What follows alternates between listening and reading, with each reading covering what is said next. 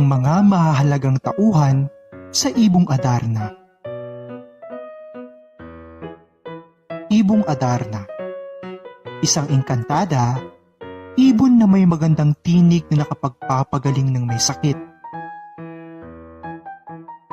Don Juan, ang bunsong prinsipe na may mabuting pag-uugali, nakahuli sa Ibong Adarna at napangasawa ni Prinsesa Maria Blanca. Don Fernando, ang hari ng Birbania na may makatarungang pamumuno at asawa ni Doña Valeriana, ama ni na Don Pedro, Don Diego at Don Juan. Don Pedro, ang panganay na tatlong prinsipe, mainggitin, mahilig magtaksil at maghiganti, at napangasawa ni Prinsesa Leonora. Don Diego, ang pangalawang prinsipe na madaling napapasunod ni Don Pedro, napangasawa ni Prinsesa Juana na kapatid ni Prinsesa Leonora. Prinsesa Juana, ang prinsesa ang iniligtas ni Don Juan mula sa higante, kapatid ni Doña Leonora at unang inibig ni Don Juan. Prinsesa Leonora, muntik nang mapangasawa ni Don Juan, kapatid ni Doña Juana at ikalawang inibig ni Don Juan, napangasawa ni Don Pedro at naging reyna sa Birbania. Maria Blanca, ang prinsesa ng Reino de los Cristales na may taglay na Mahika Blanca na tumulong kay Don Juan para mapagtagumpayan ang mga pagsubok ni Haring Salermo. Siya ang pinakamaganda sa tatlong anak ni Haring Salermo at ikatlo at huling inibig ni Don Juan. Siya rin ang nakatuluyan ni Don Juan sa dulo ng kwento. Haring Salermo, ang hari ng Reino de los Cristales, tusong ama ni Maria Blanca at may taglay na itim na mahika na kanyang ginagamit upang subukin ang mga nagtatangkang manligaw sa kanyang anak. Doña Valeriana, ang reyna ng Birbania, asawa ni Don Fernando at ina ni na Don Pedro, Don Diego at Don Juan. Manggagamot, ang gumagamot sa sakit ni Haring Fernando. Siya rin ang nagsabi na ang tanging lunas sa sakit ng hari ay ang awit ng Ibong Adarna. Matandang ermitanyo, ang nagpayo kay Don Juan kung paano mahuhuli ang Ibong Adarna. Siya ang nagsabi kay Don Juan na pumunta pa sa isang ermitanyo dahil hindi niya alam ang daan patungong Reino de los Cristales. Malaking Agila, ang nagturo ng daan at naghatid kay Don Juan patungong Reino de los Cristales. Higante, pinaslang ni Don Juan upang mailigtas sa Prinsesa Juana na kapatid ni Prinsesa Leonora. Serpiente, ang nagbabantay kay Prinsesa Leonora, pinaslang din ni Don Juan upang mailigtas ang dalaga. Lobo, ang alaga ni Prinsesa Leonora na inutusan niya upang hanapin at iligtas si Don Juan nang siya ay makalawang ulit na pinagtaksilan ni na Don Pedro at Don Diego. Prinsesa Isabel, ang kapatid ni Prinsesa Maria Blanca.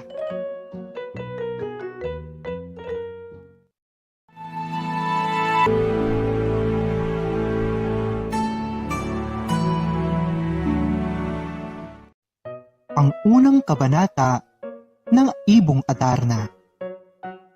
Ang Birbania, mula saknong una hanggang 29, ang kaharian ng Birbania ay tanyag bilang isang sagana at may payapang pamumuhay.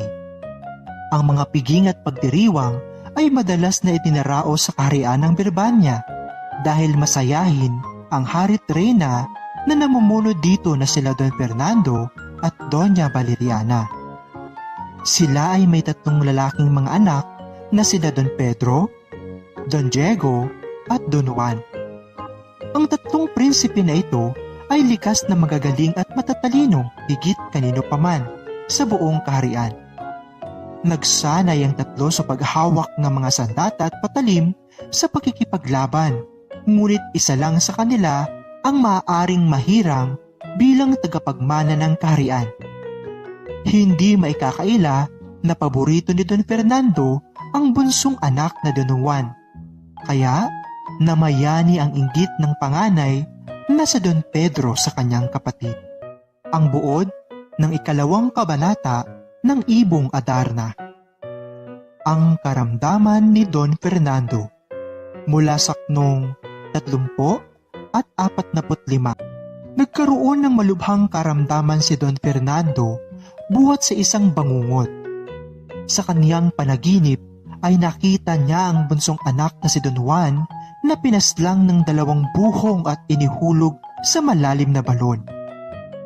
Dahil sa pag-aalala ay hindi na nakatulog at nakakain ng maayos ang hari magmula noon hanggang sa ito'y maging butot balat na. Maging ang asawa at mga anak ni Don Fernando ay nabahala na din dahil walang sino man ang makapagbibigay ng lunas sa sakit ng hari. Isang medikong paham ang dumating sa kaharian na naghayag na ang tanging lunas sa sakit ng hari ay ang awit ng isang ibon na makikita sa bundok ng Tabor na may kumikinang na puno ng Piedras Platas. Ang ibon na ito ay matatagpuan lamang tuwing gabi dahil ito ay nasa burol tuwing araw. Nang malaman ang tungkol sa lunas, ay agad na nag-utos ang pinuno ng monarka sa panganay na si Don Pedro upang hanapin at hulihin ang ibong Adarna. Ang 2 kabanata ng ibong Adarna.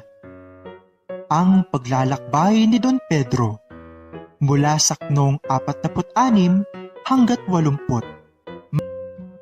Inabot ng 3 buwan ng paglalakbay si Don Pedro bago tuluyang matunto ng daan paakyat sa bundok ng Tabor. Hindi naglaon ay natagpuan din ni Don Pedro ang Piedras Platas. Dumating ang laksalaksang ibon, ngunit wala sa mga ito ang dumapo sa kumikinang na puno. Nakatulog si Don Pedro habang naghihintay sa pagdating ng ibong Adarna. Di nito namalayan ang pagdating ng ibon. 7 ulit na umawit ang ibong Adarna at 7 ulit ring nagpalit ng kulay ang kanyang balahibo. Nakasanayan na ng ibon ang dumumi bago matulog. Pumatak ang dumi ng ibon sa nooy natutulog na si Don Pedro. At sa isang iglap ay naging isang bato ang prinsipe ng Birbanya. Ang buod ng Kabanata 4 ng ibong Adarna. Ang kabiguan ni Don Pedro mula saknong 81 hanggang 109. Dahil sa nangyari ay hindi na nakabalik ng kaharian ng Birbanya sa Don Pedro. Inatasan ni Don Fernando ang 2 anak na si Don Diego na hanapin ng nawawalang kapatid at huliin ng ibong Adarna. Naglakbay si Don Diego ng mahigit 5 buwan bago nito tuluyang marating ang Piedras Platas. Nagpapahinga ito sa isang bato doon nang biglang dumating ang ibong Adarna. Nasaksihan ng kanyang mga mata ang 7 beses na pag-awit at pagpapalit ng kulay ng balahibo ng ibon. Hindi nito naiwasang makatulog dahil sa lamyos ng tinig ng mahiwagang ibon. Napatakan muli ng dumi ng ibon si Don Diego na siyang naging dahilan kung bakit naging bato rin ito. Parang isang libingan ang ilalim ng puno ng Piedras Platas dahil sa 2 prinsipe na kapwa naging bato. Ang buod ng Kabanata 5 ng ibong Adarna. Ang paglalakbay ni Don Juan mula saknong 110 hanggang 140. 3 taon na ang lumipas ay hindi pa rin nakakabalik ang magkapatid na prinsipe, samantalang lalong lumubha naman ang sakit ng Haring Fernando. Nag-atubiling inutusan ni Don Perno si Don Juan na hanapin ang mga kapatid nito at huliin ang ibong Adarna. Humingi ng bendisyon si Don Juan upang payagan ito na umalis para hanapin ang mga kapatid at ang natatanging lunas sa ama. Di katulad ng naunang magkapatid, hindi gumamit si Don Juan ng kabayo. Sa halip ay naglakad lang ito. Naniniwala ang prinsipe na kusang dadating ang biyaya sa kanya kung mabuti ang kanyang hangarin. Nagbaon siya ng 5 tinapay at kumakain lamang tuwing maka1 buwan. Panay ang usal niya ng panalangin upang makayanan ang hirap. 4 na buwan na siyang naglalakbay at tumigas na ang natitirang baon na tinapay. Paglaoy, narating ni Don Juan ang kapatagang bahagi ng bundok Tabor. Doon ay natagpuan niya ang isang leprosong matandang lalaki. Ka-6 na kabanata ng Ibong Adarna. Ang leprosong ermitanyo, mula sa mga saknong 141 hanggang 178. Humingi ng limos ang ermitanyo kay Don Juan. Ibinigay ng prinsipe ang natitirang tinapay sa matanda. Nagbili ng ermitanyo kay Don Juan nang malaman nito ang pakay ng binata. Hinabilin ng matanda na huwag masisilaw sa kinang ng puno. Sa halip ay tumingin sa ibaba upang makita ang isang dampa. Doon ay matatanaw ni Don Juan ang isa pang ermitanyo na siyang makatutulong sa paghahanap ng lunas sa may sakit. Nang marating ni Don Juan ng Piedras Platas, ay muntik nang malimutan nito ang bilin ng leprosong ermitanyo dahil sa pagkamangha sa kanyang nasaksihan. Muli lang nagbalik ang kanyang diwa nang makita niya ang dampa. Narating ni Don Juan ang dampa at nakita ang tinapay na ibinigay niya sa leprosong ermitanyo. Dito ay nalaman ng prinsipe na ang isang engkantado ang isang ibong Adarna. Ito ay masisilayan lamang tuwing gabi. 7 beses na umaawit at 7 beses ding nagpapalit ng kulay ng balahibo. Bili ng ermitanyo na sa oras na umawit ang ibong Adarna ay kailangan niyang hiwain ng palad at pigaan ng dayap upang mapaglabanan ng antok. Binigyan din niya ito ng sintas na ginto upang gamiting panghuli at panggapos sa ibon. Ang 7 kabanata ng Ibong Adarna. Ang Ibong Adarna, mula saknong 179 hanggang 215. Nakapwesto si Don Juan sa ilalim ng Piedras Platas. Hindi siya napagod sa paghihintay kung kaya't nasaksihan niya ang taglay na gilas at kariktan ng Ibong Adarna. Mawit ito at nagpalit na ng kulay ng kanyang mga balahibo. Nang marinig ang awit ng ibon, ay humikap si Don Juan. Ginawa niya ang bilin ng ermitanyo, nahiwain ng palad at pigaan ng dayap ang sugat. Nawala ang nararamdaman niyang antok dahil sa sakit ng kanyang sugat. Nagkaroon ng 7 sugat si Don Juan, katumbas ng 7 awit ng Ibong Adarna. Muling dumumi ang ibon at naiwasan naman ito ng prinsipe. Nang makatulog ang ibon, ay marahan na umakyat sa puno si Don Juan at agad na sinunggaba ng ibon upang maitali gamit ng gintong sintas. Dinala ni Don Juan ang ibon sa dampa habang ang ermitanyo naman ay nagkulong sa hawla. Ang 8 kabanata ng Ibong Adarna. Ang pagligtas kay Don Diego at Don Pedro. Mula sa mga saknong 216 hanggang 225. Nag-utos ang ermitanyo kay Don Juan na kumuha ng banga at punuin ito ng tubig para ibuhos sa mga kapatid niyang naging bato. Agad namang sumunod si Don Juan sa pinag-uutos ng ermitanyo. Sumalok siya ng tubig at nagtungo sa kanyang mga kapatid. Unang binuhusan ni Don Juan ang batong si Don Pedro at agad itong nabuhay. Tumayo si Don Pedro at niyakap ang bunsong kapatid. Sumunod namang binuhusan nito si Don Diego at naging tao itong muli. Nagyakapan ng 3 prinsipe at labis na nagalak dahil sa wakas ay gagaling na ang kanilang ama dahil sa nahuli ni Don Juan ang Ibong Adarna. Muling nagtungo ang 3 sa dampa ng ermitanyo at tuoy nagkaroon ng isang piging. Ang 9 na kabanata ng Ibong Adarna. Ang mahiwagang katotohanan. Mula sa mga saknong 226 hanggang 256. Agad na gumaling ang mga sugat sa palad ni Don Juan matapos itong pahiran ng gamot ng ermitanyo. Muling namangha si Don Juan sa hiwagang ipinamalas nito. Nagbili ng ermitanyo sa 3 prinsipe na naway makarating sila ng payapa alang-alang sa kanilang amang hari. Nagbilin din ito na huwag sanang paglililo ang manahan sa kanilang mga puso. Sa kanilang pag-uwi ay nauunang naglalakad si Don Juan, dala-dala ang hawla. Habang nasa likod naman nito ang 2 pa niyang kapatid. Palihim na kinakausap ni Don Pedro si Don Diego. Dahil sa sobrang inggit nito kay Don Juan, binalak ni Don Pedro na patayin ang kanyang bunsong kapatid. Ngunit ito ay tinutulan ni Don Diego. Sa halip na patayin, ay napagkasunduan ng 2 na bugbugin na lang si Don Juan. Sa kagubatan na ito, aabutan ng kamatayan at madadala pa nila ang ibong Adarna sa kaharian ng Birbania. Hindi nanlaban si Don Juan, kahit pa siya ang pinagtutulungan na bugbugin ng 2 niyang kapatid. Iniwan ng magkapatid si Don Juan na nakagulapay sa gitna ng kagubatan.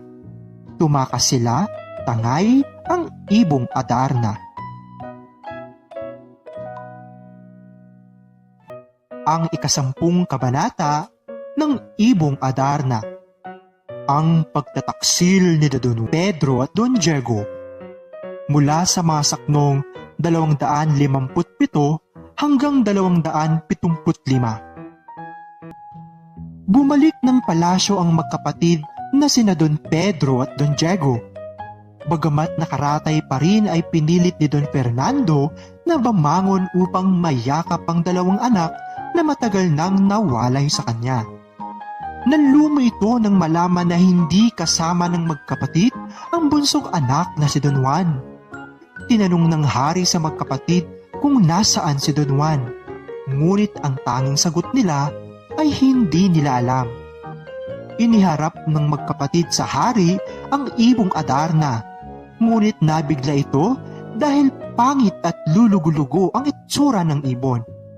Tiyak na ang hari na sa itsura na iyon ng ibong Adarna ay imbis na mapapagaling ng awit nito ang may sakit, ay mas lalo pang lulubha. Sa pag-aalala ay muling nanariwa ang panaginip ng hari tungkol sa kanyang bunsong anak na pinaslang ng 2 buhong. Lumipas ang mga araw at mas lalo pang lumubha ang sakit ng hari. Ang ibong Adarna ay ayaw pa rin kumanta dahil wala ang totoong nagmamay-ari sa kanya na sa Don Juan. Maging ang ibong Adarna ay umaasa na buhay pa ang prinsipe at matutuklasan din ng hari at reyna ang pagtataksil na ginawa ng 2 pa nilang anak. Ang 10 kabanata ng Ibong Adarna. Ang pagtataksil ni Don Pedro at Don Diego. Mula sa mga saknong 257 hanggang 275. Bumalik ng palasyo ang magkapatid na sina Don Pedro at Don Diego. Bagamat nakaratay pa rin ay pinilit ni Don Fernando na bumangon upang mayakap ang 2 anak na matagal nang nawalay sa kanya.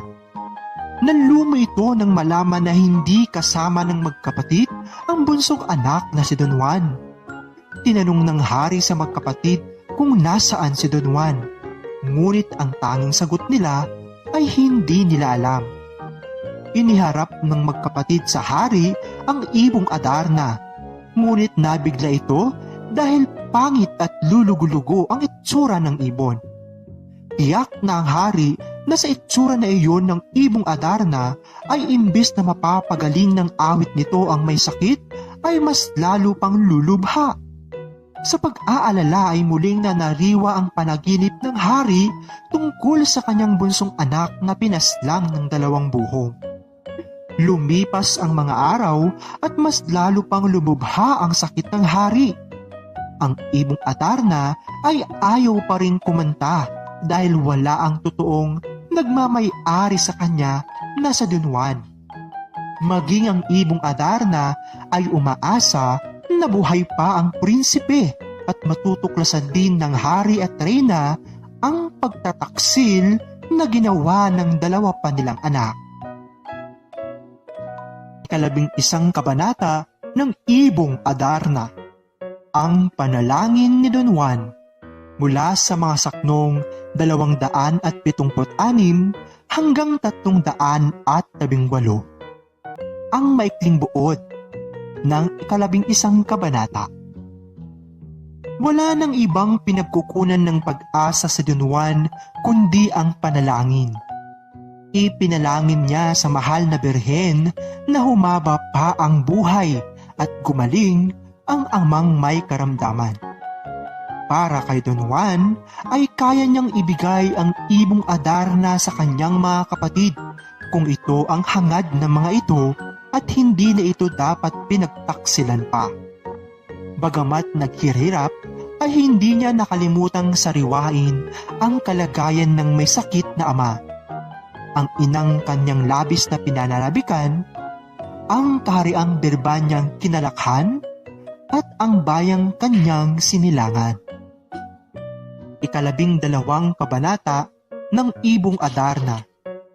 Ang pagliligtas kay Don Juan mula sa mga saknong 319 hanggang 330.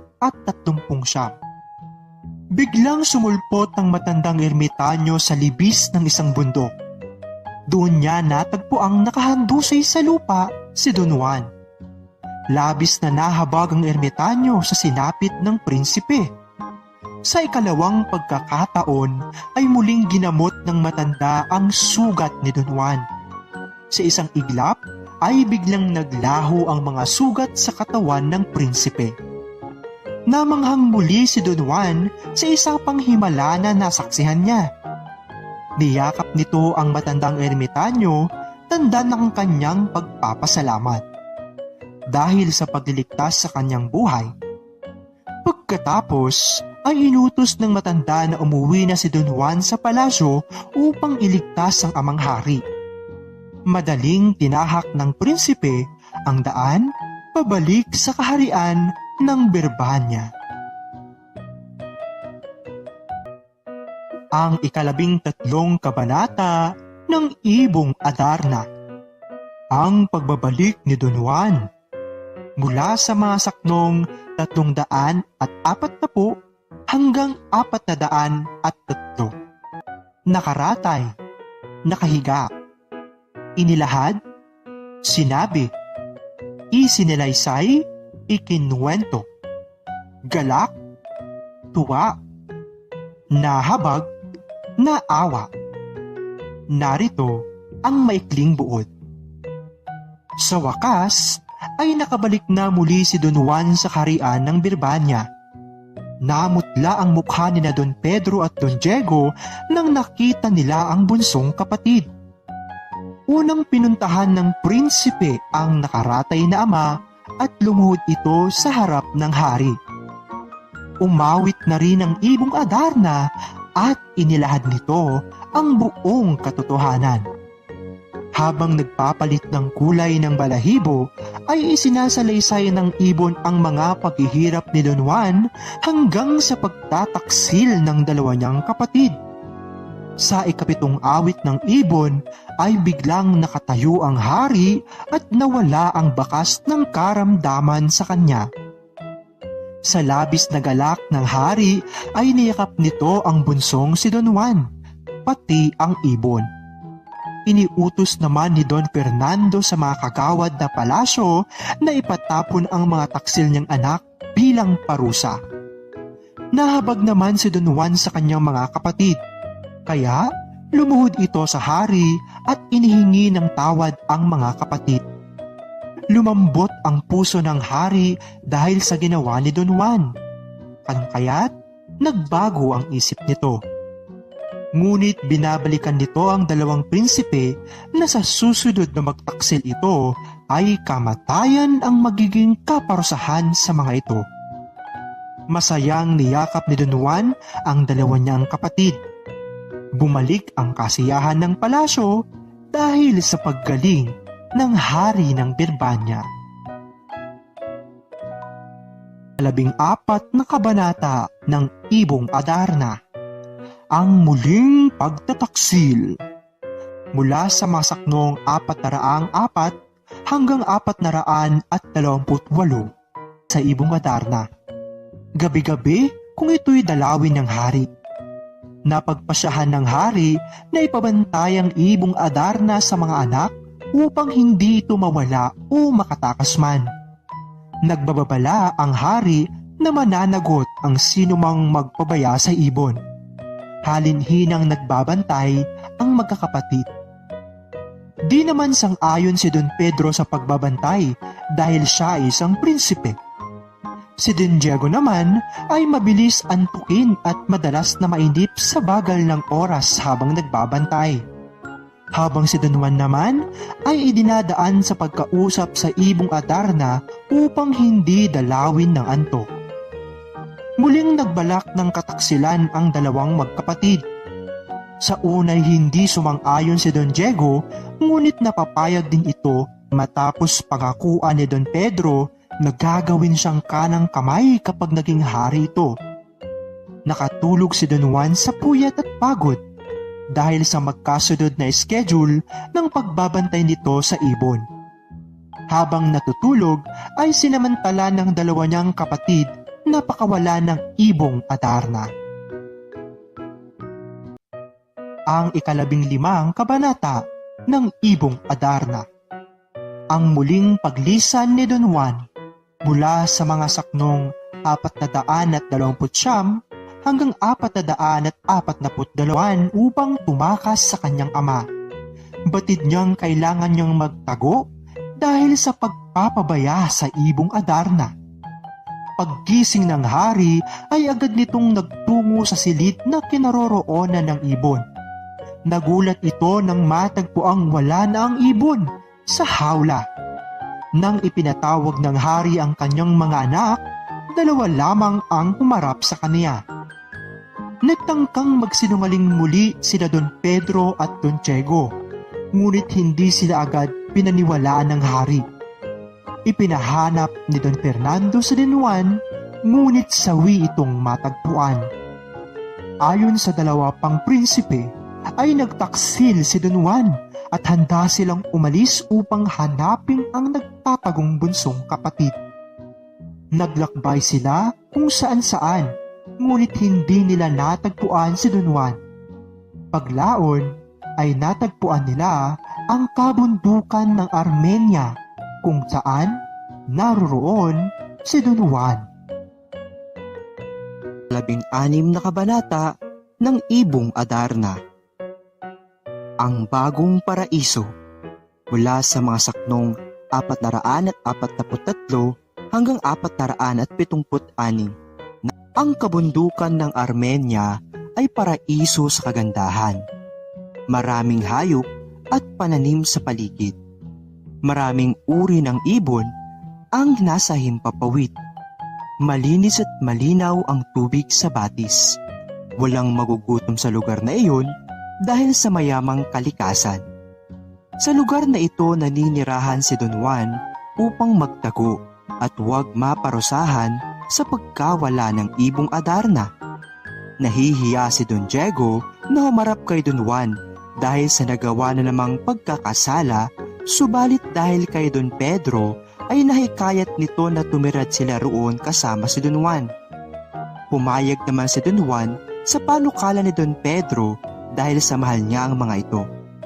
Maligayang nanirahan ang magkakapatid sa kabundukan ng Armenia. Isang bahay na gawa sa kahoy ang naging tirahan nila doon.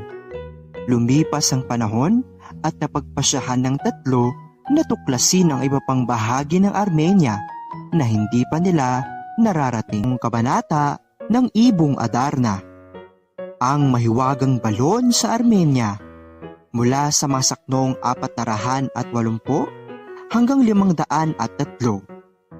Narito, sa kanilang paglalakbay ay isang balon ang natuklasan ng magkakapatid. Ito ay may makinis na marmol at ang lumot sa paligid nito ay may gintong nakaukit. Manghang-mangha ang magkakapatid sa nakita dahil sa lalim ng balon ay wala naman itong lamang tubig. May makikita din doon na lubid para sa mga nais magtangkang bumaba. Unang bumaba si Don Pedro bilang siya ang panganay, ngunit dahil sa kadiliman ay hanggang 30 di pa lamang ang kinaya nito. Sumunod naman na bumaba si Don Diego, ngunit hindi rin ito nagtagal sa ilalim. Si Don Juan ang pinakahuling sumubok. Buong tapang nitong hinarap ang kadiliman sa balon. Malalim na ang narating nito, ngunit patuloy pa rin siya sa pagbaba. Si Don Pedro at Don Diego ay nababahala at naiinip na sa kakahintay sa muling paglabas ni Don Juan. 18 kabanata ng Ibong Adarna. Ang nakakaakit na si Doña Juana. Mula sa mga saknong 504 hanggang 530. Na pa rin sa pagbaba si Don Juan hanggang sa marating niya ang pinakamalalim na bahagi ng balon. Namangha siya dahil sa isang magandang hardin ang kanyang nasaksihan. Ito ang natatagong paraiso sa Armenia. Puno ng halaman at bulaklak sa paligid. Nagiging makulay at masamyo ang amoy ng kapaligiran dahil sa mga ito. Nakita ni Don Juan ang palasyo na yari sa ginto at pilak dahilan kung bakit ito nangingislap. Nasilayan din niya ang isang dalaga na diyosa sa kagandahan. Siya ay si Doña Juana. Di makapaniwala ang dalaga na narating ni Don Juan ang lugar na iyon. Lumuhod si Don Juan upang nagpakilala bilang prinsipe ng Armenia. Humingi din ito ng paumanhin dahil sa mapangahas na pagpunta sa lugar na iyon. Sumamo si Don Juan na tatanggapin ng dalaga ang kanyang pag-ibig. Hindi naman ito nasawi dahil inibig din siya ng dalaga. Ang 19 na kabanata ng Ibong Adarna. Ang Higanteng Bantay. Mula sa mga saknong 531 hanggang 568. Nagbabala si Doña Juana kay Don Juan na ang nagbabantay sa hardin ay isang malupit na higante. Maya-maya pa'y lumabas na ang higante dahil may naaamoy daw ito na tao. Laking tuwa ng higante dahil hindi na niya kinakailangang mamundok upang humanap ng makakain. Nagalit si Don Juan sa higante at hinarap niya ito. Nakipaglaban ang prinsipe gamit ang kanyang matalas na espada hanggang sa matalo ang higante. Ayaw umalis ni Doña Juana sa lugar na iyon hanggang di niya kasama ang bunsong kapatid na si Prinsesa Leonora. Nakiusap ito kay Don Juan na iligtas ang kanyang kapatid. Muling nagbigay ng babala si Doña Juana kay Don Juan dahil ang tagapagbantay naman ni Prinsesa Leonora ay serpiente na may 7 ulo. Mas mabagsik ito kumpara sa higante dahil kahit tagpasin ang ulo ay muling tutubo at mabubuhay ito. Matatagpuan si Prinsesa Leonora sa di kalayuang palasyo na may malaking hagdanang ginto. Ang 20 kabanata ng Ibong Adarna. Ang Prinsesang Mas Kaibig-ibig. Mula sa maksaknong 569 hanggang sa 617. Nabigla si Prinsesa Leonora nang makita si Don Juan.